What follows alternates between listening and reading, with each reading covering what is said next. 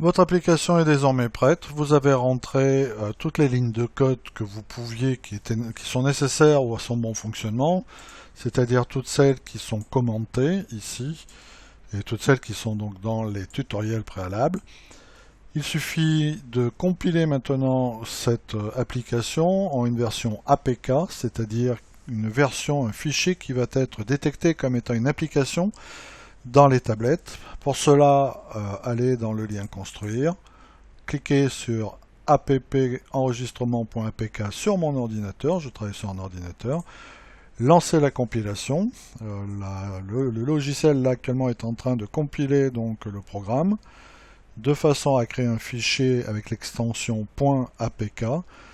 Il faudra ensuite envoyer ce fichier APK sur les tablettes et en cliquant dessus, ça installera votre application, tout simplement. Ici, la compilation est terminée. J'enregistre le fichier qui vient d'être compilé, ici squelette_app.apk.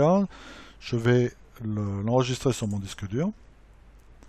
Ceci donne ce type de fichier, squelette_app.apk. Je prends mon drive, je l'ouvre. Je remonte peut-être l'arborescence, je me crée des dossiers, comme ici, APK, et je vais tout simplement glisser mon fichier APK à l'intérieur de ce dossier Google Drive. Le chargement est en cours, vous voyez en bas ici. Ce sont généralement des fichiers qui ne sont pas très lourds. Avec ma tablette, il suffit d'installer l'application Google Drive. Vous allez sur Play Store depuis votre tablette.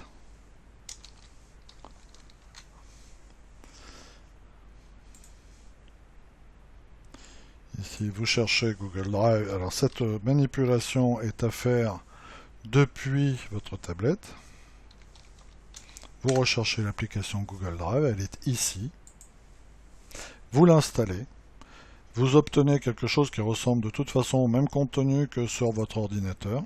Mais depuis votre tablette, vous voyez le fichier APK ici.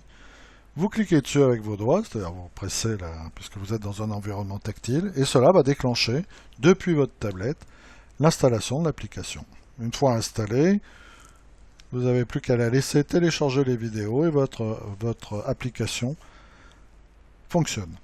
Alors, autre petite astuce peut-être, de façon à pouvoir déployer un fichier APK comme celui-là sur toutes les tablettes d'un parc, c'est-à-dire une dizaine peut-être, voire plus, voire moins, parc de tablettes élèves ou tablettes prof, créer un compte Google Drive dédié. C'est-à-dire qu'ici, par exemple, là, je suis sur mon compte personnel, alain.folzer@-fr, c'est un compte Google Drive.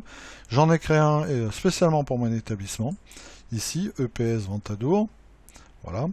Et j'ai installé donc le compte Google Drive ici que j'ai repéré, donc j'ai trouvé sur Google Play à partir de chacune des tablettes de mon établissement.